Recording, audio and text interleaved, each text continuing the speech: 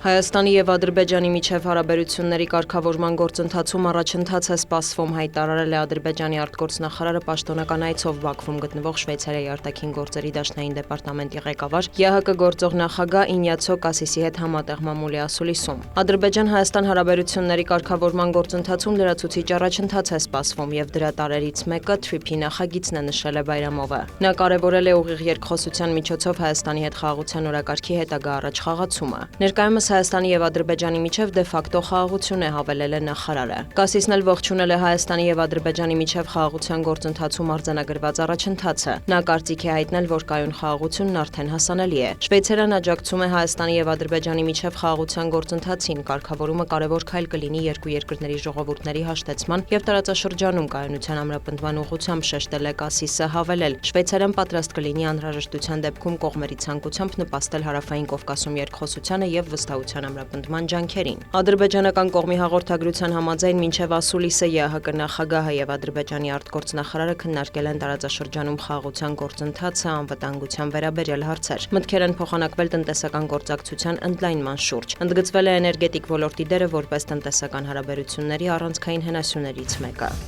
ՀԱՊԿ-ում Հայաստանին ձայնի իրավունքից զրկելու մասին որոշում կայացնելու համար կոնսենսուս կպահանջվի, հայտարարել է կազմակերպությունում Ռուսաստանի մշտական ներկայացուցիչը։ Վիկտոր Վասիլևը ՌԻԱ Նովոստիի հետ զրույցում նշել է, որ հարցն ամենայն հավանականությամբ կքննարկվի նոյեմբերի 11-ին Մոսկվայում կայանալիք ՀԱՊԿ քաղաքական անվտանգության խորհրդի հերթական նստաշրջանում։ Նրա խոսքով ՀԱՊԿ բյուջեի պարտքը չվճարելու դեպքում կիրառվում է կառույցի կանոնադրության 25-րդ հոդվածը, որը ենթադրում է պետության քաղաքացիներին քվոտային պաշտոններում առաջադրելու իրավունքի, ինչպես նաև կառույցում ձայնի իրավունքի կասեցում։ Դե-ֆակտո նման իրավիճակի արդեն ավելի քան 2 տարի, քանի որ Հայաստանը չի առաջադրում իր քաղաքացիներին քարտուղարությունում քվոտային պաշտոններում, ինչպես նաև հետ է կանչել իր ներկայացուցիչներին ՀԱՊԿ Միացյալ շտաբից, հավելել է պաշտոնյան։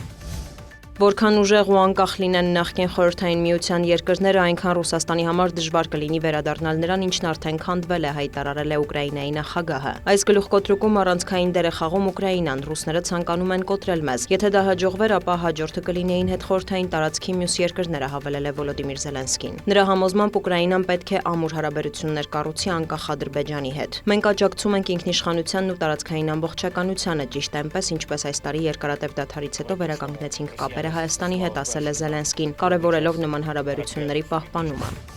Ռուսաստանում դադարեցվել է հայկական արտադրության ավելի քան 70,000 շիշ խմելու ջրի և գազավորված ըմպելիքների վաճառքը։ Սահմանափակումները կիրառել է հեռանկարային տեխնոլոգիաների զարգացման կենտրոնը Ռոսպոտրեբնադզորի հանձնարարականով։ Նշվում է, որ որոշումն ընդունվել է արտադրանքին ներկայացվող պահանջների խախտման պատճառով։ Ներկայումս Ռոսպոտրեբնադզորի նշած խմբաքանակների իրացումն արգելված է մանրածախ և առցանց վաճառքի համար մինչև անհրաժեշտ ստուգումների ավարտը, մանրամասնել են կենտրոնից։ Ռուսաստանը մայիսի վերջից պարբերաբար սահմանափակումներ է կիրառում Հայաստանից մի շարք ապրանքատեսակների մատակարարումների նկատմամբ՝ ծաղիկներ, հանքային ջուր, ալկոհոլային արտադրանք, բանջարեղեն, մրգեր, ձկնամթերք, կատնամթերք և այլ ապրանքատեսակներ։ Ռուսական կողմն այդ որոշումը բացատրում է բուսասանիտարական պահանջների խախտումներով։ Դիանա Գասպարյան, լուրեր։